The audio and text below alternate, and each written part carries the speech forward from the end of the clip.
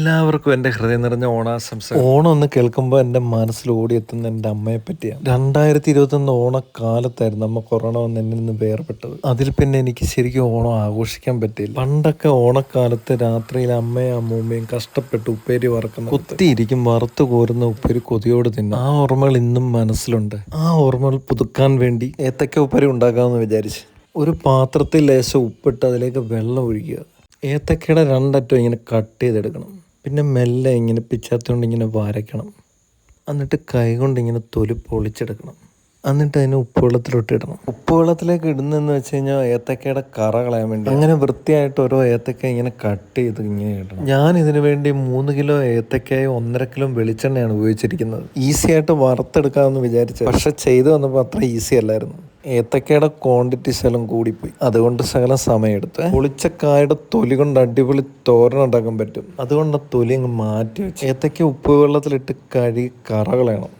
Stove കത്തിച്ച് ഉരുളി അങ്ങ് വെക്കാൻ പോവാണേ. അതിലോട്ട് വെളിച്ചെണ്ണ ഇങ്ങനെ ഒഴിച്ച് ചൂടാക്കണം മെല്ലെ. ഞാനിവിടെ 1.5 ലിറ്റർ വെളിച്ചെണ്ണ ഉപയോഗിച്ചാണ് വറക്കുന്നത്. എണ്ണ നല്ലവണ്ണം തിളച്ച് വരുമ്പം ചിപ്സ് കട്ടർ വെച്ച് ഇങ്ങനെ ഡയറക്റ്റ് ഇങ്ങനെ കട്ട് ചെയ്തിടണം. ഇത് ഉപയോഗിച്ച് കട്ട് ചെയ്യുമ്പോൾ നേരത്തെ നൈസായിട്ട് കട്ട് ചെയ്തിടാൻ പറ്റും. ചിപ്സ് കട്ട് ചെയ്യുമ്പോൾ അത് ഒട്ടിപ്പിടിക്കാൻ സാധ്യതയുണ്ട്. കോരി വെച്ച് ഇളക്കി ഇളക്കി മറിച്ചിടണം. അന്നേരം ചിപ്സൊക്കെ അങ്ങോട്ട് തിളച്ച് മറിയണം. അപ്പോൾ എണ്ണ നല്ലവണ്ണം ചൂടായി വരുമ്പോൾ ഫ്ലെയിം കുറച്ച് കുറയ്ക്കണം, അല്ലെങ്കിൽ കരിഞ്ഞു പോകാൻ സാധ്യതയുണ്ട്.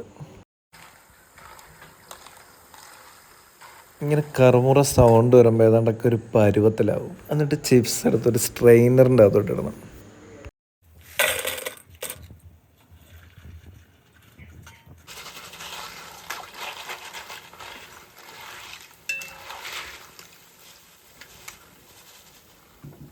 ചിപ്സിന് ഉപ്പ് കുറവുണ്ടെങ്കിൽ ഉപ്പുവെള്ളം തളിച്ചു കൊടുക്കണേ.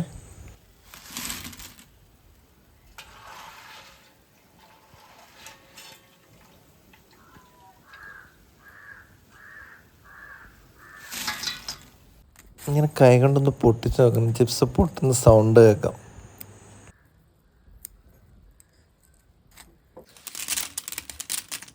കടയിൽ നിന്ന് വാങ്ങിക്കുന്ന ചിപ്സിനേക്കാൾ അടിപൊളി ടേസ്റ്റ് ആയിരിക്കും ഇതിന്. ഇങ്ങനെ ചിപ്സ് എടുത്തൊന്ന് കഴിച്ച് നോക്കണം, സംഭവം അടിപൊളിയായിരിക്കും.